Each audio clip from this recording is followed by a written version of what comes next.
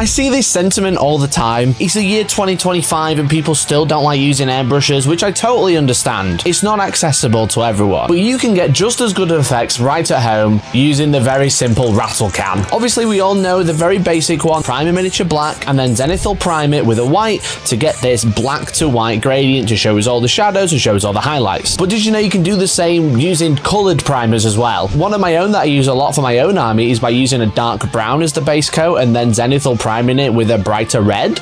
A reliquary red to get this really deep, nice red base coat to start working on with the paintbrush, where our shadows go to brown instead of straight to black. It makes the colors pop a little bit more, make them a little bit warmer. But you can also go crazy using a bright pink primer, followed by an icy baby blue to get this extreme synth wave, synth pop type vibe. And you can also just replace the blue for a bright yellow to get this excellent 80s sunburst yellow, just using rattle cans. So no, you don't always need an airbrush. You can just do it with a rattle can instead. In before someone comes in and calls it spray chop or prime chop. But what are those minis you're painting, Mikey? I'm glad you asked. These are Twisted by Forbidden Desire. The Gomorrah idolater sisters have cast off their purity and risen anew. Draped in Baroque relic tech, fueled by sacred torment, and devoted to the worship of sensation through violence, you can get the entire STL set for the whole project for $69. Pre-supported and test printed. Follow the link using dakadakas.store's bio.